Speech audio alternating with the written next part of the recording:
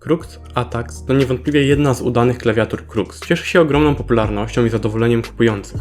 Jakiś czas temu otrzymaliśmy wariant retro, który wyróżnia się zdecydowanie inną kolorystyką, jak i switchami. Więcej szczegółów w dalszej części materiału. Od dawna po grupach Cruxa czy po samym fanpage'u marki krążyły prośby użytkowników, jak i plotki, które potem zamieniły się w memy odnośnie białego Ataxa.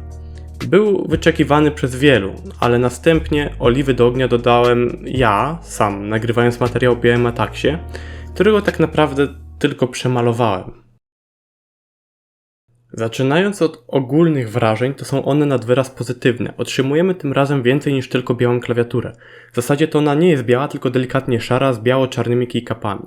Znalazły się także 2 sztuki czerwonych w miejscu Escape'a oraz Entera. Same nakładki są jak najbardziej w porządku, bardzo przyjemne w dotyku, ale mam jedną sugestię, która może nie jest do końca wadą, ale rzecz, która po prostu wpadła mi do głowy. Gdy całkowicie wyłączyłem poświetlenie, to czcionka jest bardzo przyjemna na białych nakładkach, ale na szarych jest słabo widoczna i fajnie jakby to jakoś rozwiązano, żeby jej kolorystyka na przykład była biała. Wygląd to nie wszystko, więc przejdźmy do ogólnej budowy klawiatury. Case jest nam już doskonale znany z poprzednich konstrukcji, lecz osobiście mam wrażenie, że jest nieco gorzej spasowany niż pierwotne wersje, czego przykładem jest odstająca i poruszająca się część w okolicach spacji. Poza tym konstrukcja jest solidna i nie wkradły się żadne braki względem zwykłego Ataxa.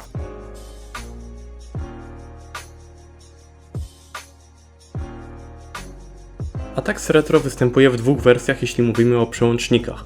Tańsza wersja posiada Outemu Black, które swoją drogą, pomimo tego, że są ze stajni Outemu, są całkiem przyjemne i ciekawe. Droższa wersja posiada Gateron Yellow Pro, które są fabrycznie przesmarowane. Aktualnie zyskujecie możliwość odsłuchu obydwu wersji.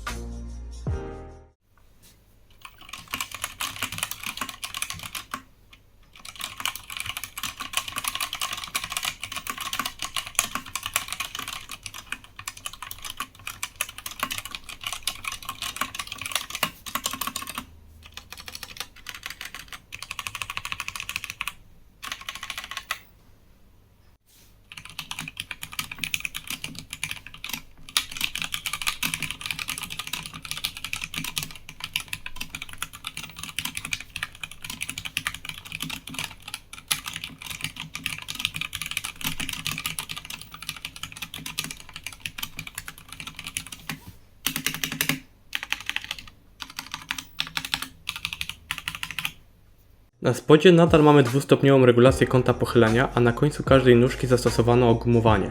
Poza nóżkami są naturalnie 4 stopki antypoślizgowe. Kwestia podświetlenia wygląda tutaj bardzo dobrze, jest wystarczająco mocna, aby nie było problemu z podświetleniem każdego przycisku. Sterować nim możemy także za pomocą aplikacji, którą sobie teraz omówimy, a efekty świetlne pozostawię dla ciekawszych na końcu materiału. W oprogramowaniu poza masą trybów podświetlenia możemy ustawić jednolity kolor na całej klawiaturze, a także przypisać indywidualne kolory do każdego przycisku. Nie zabrakło możliwości tworzenia makr, czy w zakładce Over Settings możliwości zablokowania przycisku Windows czy ustawienia raportowania.